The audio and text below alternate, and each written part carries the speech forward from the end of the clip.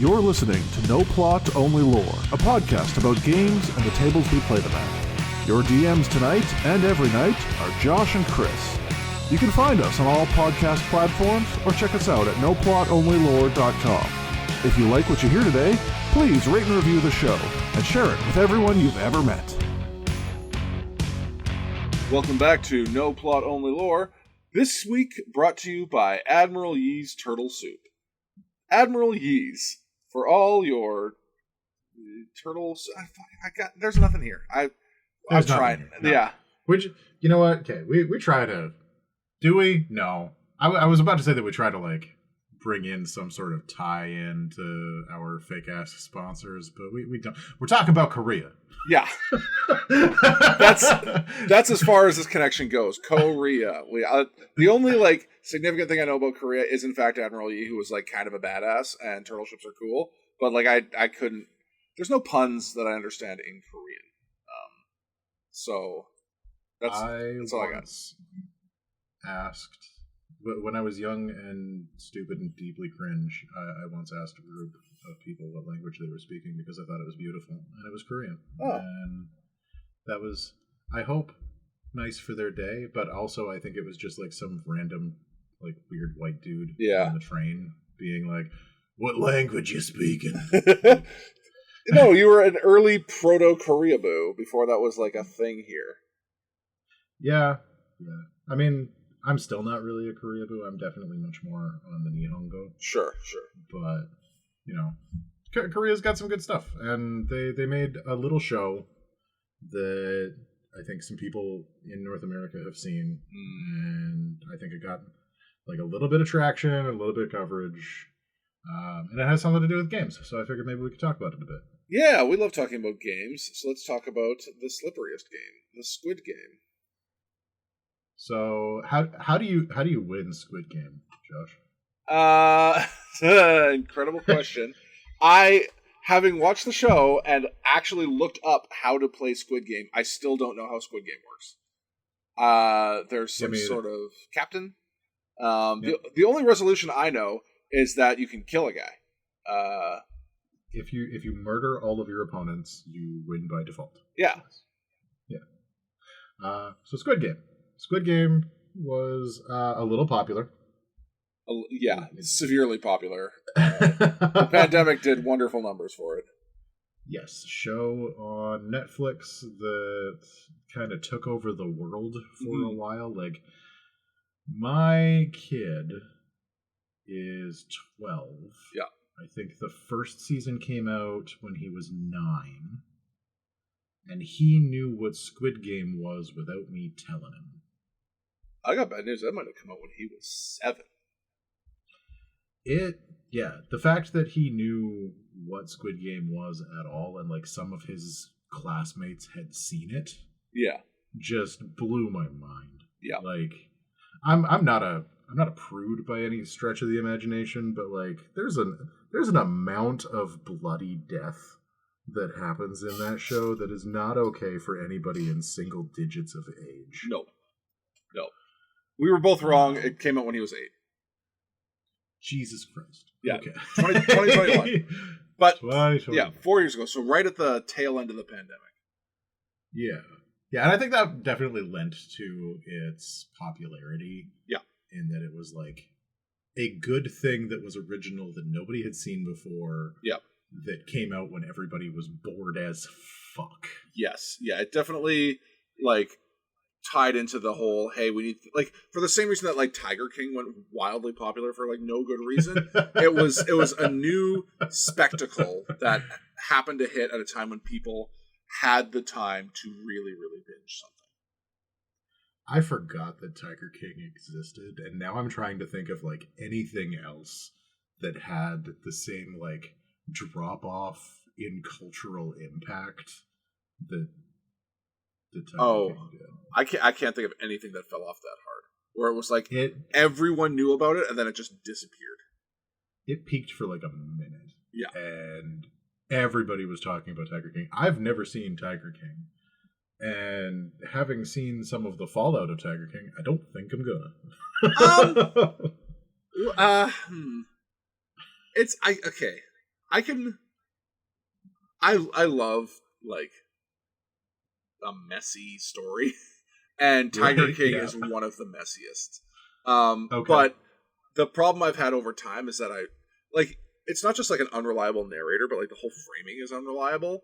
And I don't know if that's like because of the producers or because of like how less than forthright the Tiger King himself was or what have you.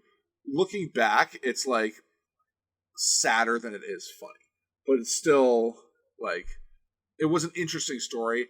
I think you're right. I don't think it holds up. But gonna avoid it. Yeah, but the Carol Baskin memes are hilarious. The lack of financial recovery, his one-armed employee, the hot truck expired meat, like all that stuff was. I ate it all up. I don't get a lot of that, but I do remember the memes being very pervasive for a while. Yeah. Squid Game still very pervasive, I think. Like but before we go into the meat of what it is that we're going to be talking about, let's quickly go over like the things that we loved about Squid Game. Right, yeah. Especially the first season, because I think both of us really enjoyed the first season of Squid Game. The first season was, I want to say it was like fresh because it basically took like reality TV that people were kind of already watching and took that to its like, I don't want to say logical, but like extreme conclusion. Like, oh, you want to watch people suffer or struggle or do whatever on TV? What if they just straight up died? There was something about the show that I gravitated to immediately. And I've said this phrase before, and you puked in your mouth a little bit. Like whimsical horror. Right.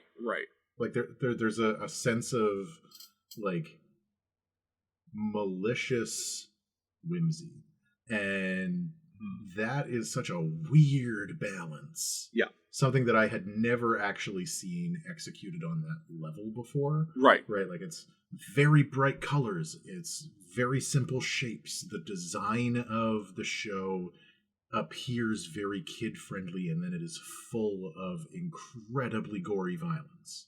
It honestly, it reminds me a lot of like Happy Tree Friends. It was a combination of like bright colors and children's entertainment level stuff, and then like just horrific gore and violence. Except it's real, right? Yeah, well, and then like the other thing that I think I appreciated about that aesthetic was that like going back to the simplicity really helped sell the impact of those images, right? Like the masks with the shapes on them were immediately iconic. Yeah. Right? Yeah. Everybody, if you showed somebody a pink square on a black background, they knew what you were talking about already. White square. Was it a white square? Yep. They wore pink was a big thing. Yeah. The guards wore like a fuchsia tracksuit hoodie combo thing, and then which again, blacked out just mask. Like super bright, happy color. Yeah. Covered in blood. Yeah, and the like carrying an MP5, like just the visage of death. Yeah. It actually, that kind of reminded me of one of my first like international travel experiences, which was when I went to Mexico on a cruise. So like everything on the cruise was again very whimsical and very like clean and designed and like obviously built to cater to a specific demographic. Right. And then we came into one of the ports. You landed on third world. There's a guy wearing fatigues with like an AK. Yeah. And he's fucking strapped and ready to go. And you're like, oh no. And then the cruise ship people are like, don't go more than 5 feet away from this guy or bad things will happen. Yeah. Do not interact with him. Try not to look at him. Just get through it to the ruins of a small town that used to be a thriving community. Yeah. Because that's where we're visiting today, right? And it was just like such a weird bit of whiplash on like the perfectly manicured cruise experience and then being in like a country that can't afford to feed all of its people. And that's very much the Squid Game experience. Yes, yeah. Like it I want to compare it to the Saw franchise, where you have increasingly elaborate but still like decrepit and grimy traps, and you can feel the malice in them as you see each one. And they hid all of that ill intent in Squid Game behind primary colors and pastels and, school ground games, right? Well, and there was a picture from the first season of the main character smiling directly at the camera. Yeah, because he had no idea, right? That made rounds. Yeah. And it sold a very like happy experience right up until it got to all of the vicious bloody death. Yeah. I loved the games that they picked. Yep. For the first run. They're not necessarily games that I am familiar with. Like I did play Red Light, Green Light. I never did anything with a like weird bit of sugar to try and get a shape out. Yeah, I think that's not so much a game as like a universal Korean experience, is like getting those candies and then you and your friends like, I don't know about you, but like as a kid and even now sometimes you play like weird little eating games with yourself as you're trying to like savor your treat or treasure your food or whatever it is, because you got to extend the experience, right? So I think that's what that more was, is like every kid in Korea has gotten one of these treats and like dicked around with it. And then you have that one monster that like just takes a giant bite out of a whole Kit Kat. Yeah, because, and you know what it is? It's the kid who has money and he knows he's going to get another one if he wants one. Yeah. So like that was not necessarily an experience I'd had. Sure. I don't know how to play Squid Game. Not a clue. They said Squid Game and I was like, that's not real, but I guess it is. Obviously everybody's played Tug of War. Yeah. Yeah, everybody's played Tug of War. But like the game's still translated. Yeah. And there was a lot of really interesting character interaction built around the games, and a lot of like moral hemming and hawing about those games that I thought was really great. Like the marbles game in particular was just a devastating fucking episode. Yeah. Because that was the closest to that point that they had gotten to outright murder. Right. Like you had a person with whom you had a relationship and you had to decide which one of you was going to die. Right. You had to come up with the rules together. Yeah. And that just emotionally devastating. Yeah. That episode. It feels like the first season had a lot more psychological damage to some of this stuff. Yeah, well, I think that they spent more time in the games. Mm-hmm. Right? The games themselves were the focus for a lot of it, which I don't think was true for the second and third season. Sure. The moralizing about the games was very different. Yeah. And we'll get into a bit of that when we get into stuff that we're not so keen on. And the character relationships, like one of the things that they kind of leveraged in the first season that I don't think they did as well in the second and third was they really capitalized on relationships between characters. Yes. Yeah, I was about to say. To create those moments of tension. Yeah. And to create those like will he, won't he type moments of like, is this person actually going to do the evil thing? Right. And if he does, is he going to be penalized for that in any way? Right. If he does the good thing, is that going to be a penalty of some sort? Yeah.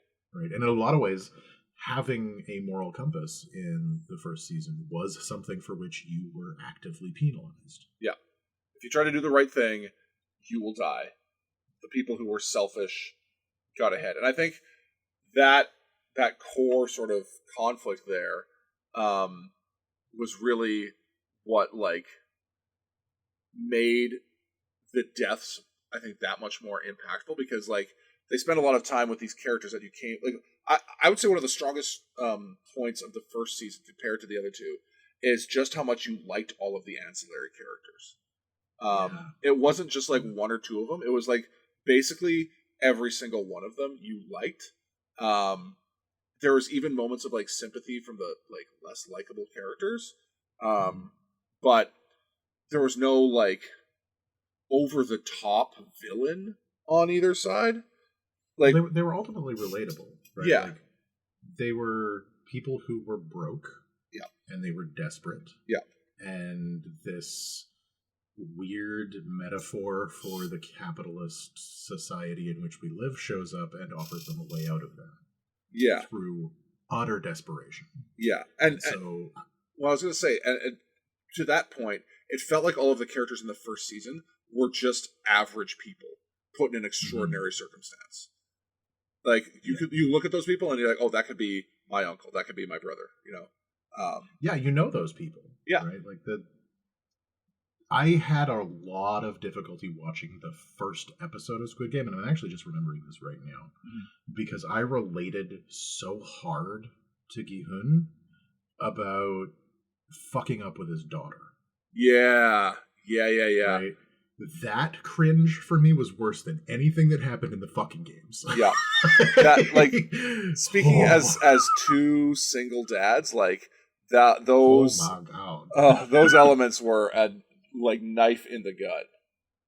Brutal. And that, like, that's why I came back to it as well, right? Like, I actually had to stop the first episode and take like a lap around the house, and usually when I do that, I'm done with the show. Yeah.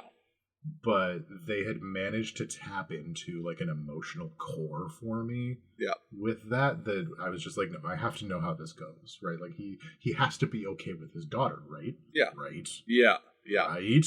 Yeah.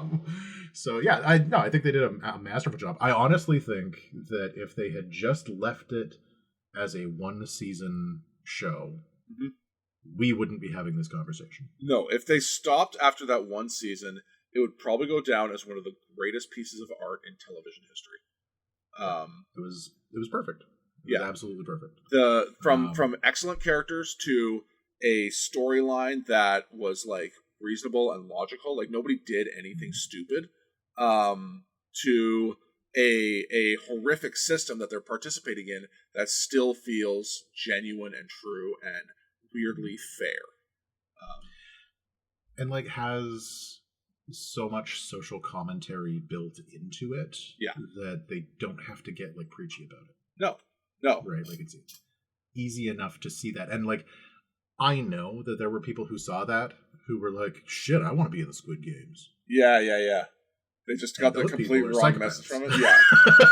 It's the same people that watch Joker and are like, huh, I could be that guy maybe. Maybe he had a point. Like, no, he's not the hero of the story. It shouldn't be like I could win Squid Games, because that means what that really means is that you murdered 455 other people. Yes.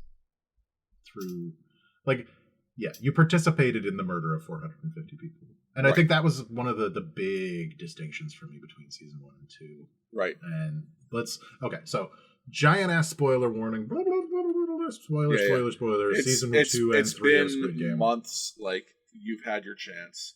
So don't come crying. Pause it. Go watch it if you haven't watched it yet. Come back, or just don't and get spoiled for shit, because sometimes people like that. I actually do. I will watch spoilers before a thing. I didn't spoil this one for you. Yeah, and I appreciate that. I should say it hasn't been months; it's been a month, but a month is plenty of time. I deliberately asked, like, please do not spoil Squid Game. I want to. There's a few things in life that I care about spoilers on, but I really liked Squid Game and wanted to see if they could catch that lightning in a bottle again. And spoiler alert, they could not. I think my lack of spoilers actually made it a worse experience for you. I will say, not your fault, but part of the ending did get spoiled to me by YouTube, which is the fucking worst. I just think that if you had gone into this with your hate already dialed up to like 11, you would have had a better time with it. Yeah, maybe. I would have been like looking for chances for it to redeem itself rather than being like constantly disappointed. Yeah. Okay. All right, so season 2. I really liked the first 2 episodes of season 2. I'm trying to remember the first 2 of the second season. It's when they're trying to get Gi-hun back into the games. Oh, right. Yeah. Yeah. So, like, everything involving the investigation. Yeah. Everything involving, like, trying to find the guy who plays that stupid Subway game. Yeah. With the slapping. All of that was fucking great. And I also really appreciated that they gave any amount of depth to that guy. Yes. At all. Yes. The sketchy quasi posse that's trying to hunt them down. The eventual game of rock, paper, scissors with the recruiter. So good. Yeah. Just great episodes. Okay, and to kind of like underline some of the stuff that we're going to be talking about a little later, that character dropped a fucking thesis for what these games are about, right? Like, that character is so incredibly invested in fairness. Yeah.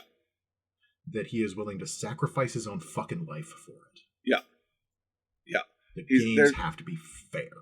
It's fair, and there's a transaction that happens between him and every person who joins the games. Where he's like, listen, we agreed to play. I will give you money. I get my slap. Like, that's the nature of it. And, you know, every time he pays up. And that's why he's able to lure people into the games. It's because... Well, and he takes his fucking lumps, too, right? Like, every time the slap comes, he isn't flinching. He just fucking stands there with a smile on his face. Yeah. Yeah. Also, the scene of him gleefully stomping on food in a park. Oh my god, yeah. After giving them all the choice, and then it's like, you all fucked up, I guess you don't get to eat. That, I don't know who that actor is, but he is fucking delightful, and I want him in more things. Yeah, that guy is an absolute menace in the best way. So good. So those first two episodes, I think, were really, really solid. Yeah. Like, getting back to the games, everything was really strong, and then immediately once we're in the game, everything fucking falls apart. Yeah. Yeah. So, first of all, the setup that we got from, like, when you come back into the games, I understand that, like, some of that, what do you call it? Like, the little kid wonder whatever stuff is... Oh, the whimsy. The whimsy is gone already for us as an audience, but it's like they didn't even try to sell it to the people there. Well, and if they did it through, like, a strange amount of repetition. Yeah.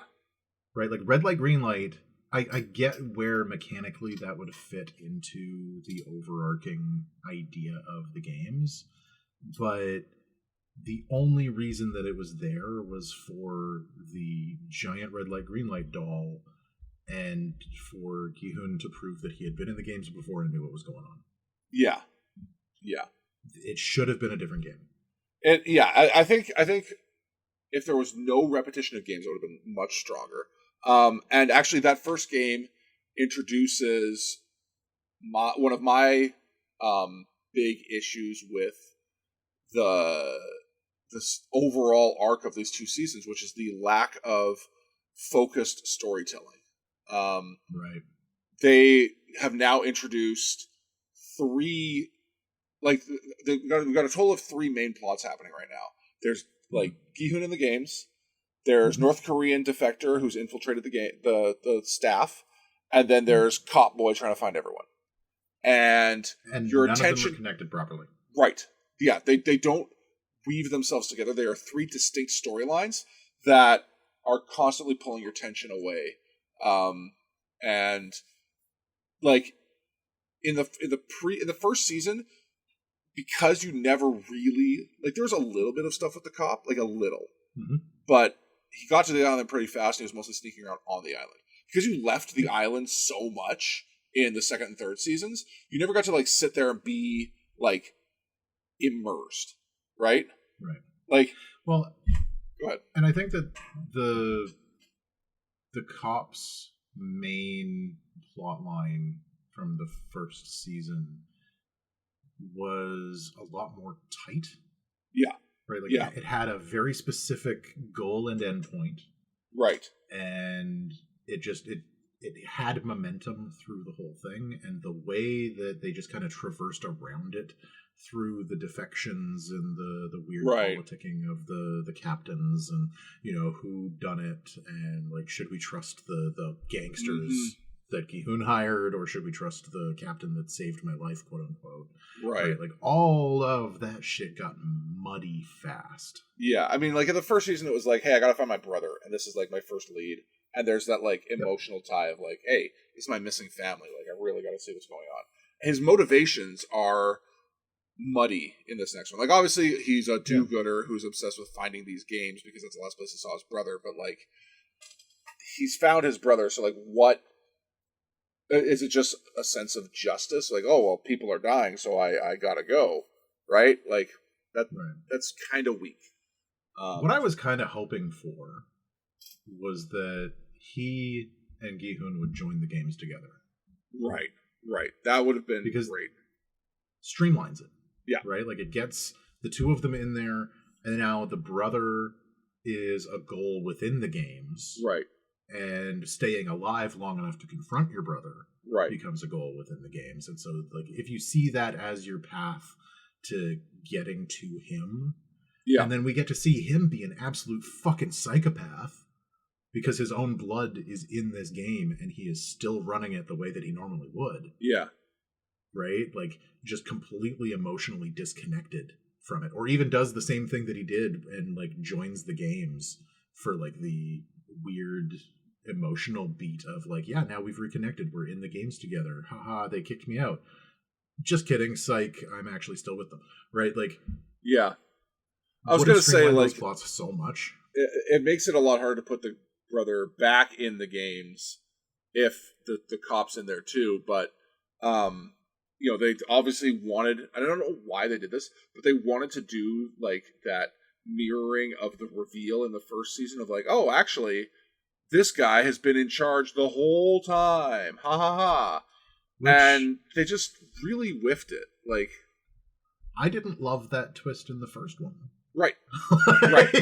It was fine. It like, if anything, I think that was probably the biggest detractor of the season for me. Yeah. Because that guy's death in the games had so much weight connected to it. Yeah. That having him just miraculously be back and the guy who ran shit undermined that.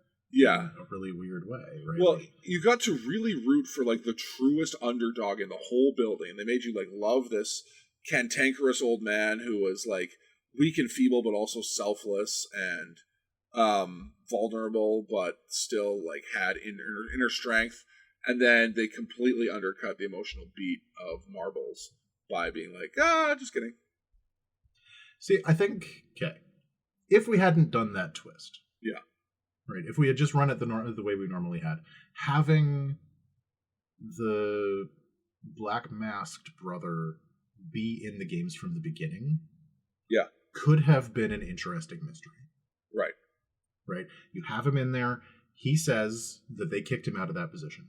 Right. He got fired because of what he pulled in the last games. Yeah, and his punishment is he has to join the games. Yeah, and so you go through the whole thing being like, is that fucking true? Yeah. Right? Did he get kicked out? Because then you have, again, like that emotional reconnection with the brother, and then when you find out that he's a fucking psychopath and he's been running shit from the beginning, that's a huge fucking reveal.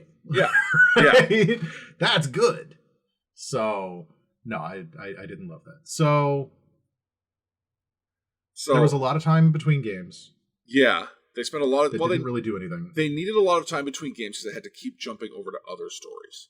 And unfortunately, you can't do that in the middle of a game. So every time you come back to the main characters, they're all just hanging out. And that's why they had to put these fucking votes in every time. Because you need to pad out their time in the hall.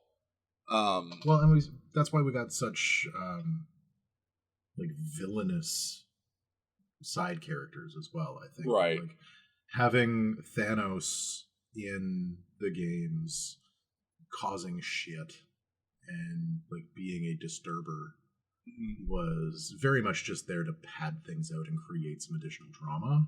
Yeah. That took the place of what could have been otherwise emotional beats. Right. Like, there were villainous people in the first season, but I felt like they were opportunistic. They weren't, set up from minute one to be the supervillain.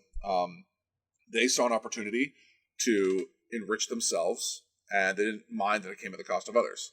And for like Thanos and some of those guys, it was very much like, oh, hurting others is the point of this game, especially his little boyfriend there.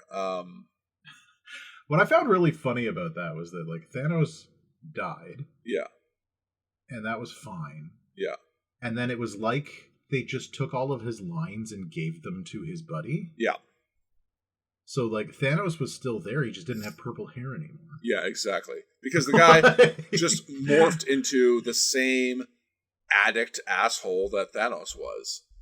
Like, yeah. Maybe that's the point of the message they're trying to make about this like club promoter who felt slighted by a rapper who just becomes a thing he hated, but like that wasn't clearly like that they didn't do a good job of communicating that. Yeah. And like because you're spending less time with the individual games because you're spending so much time off the island or dealing with like weird shit with the staff, I don't think it's possible for me to properly like say how much I fucking don't care about the staff. Right. I want them to be nameless and faceless entities. Yeah.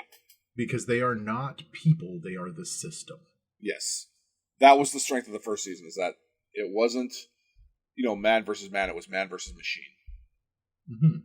Yeah, man versus God, essentially. Yeah. Like you are just you versus the system. Yeah.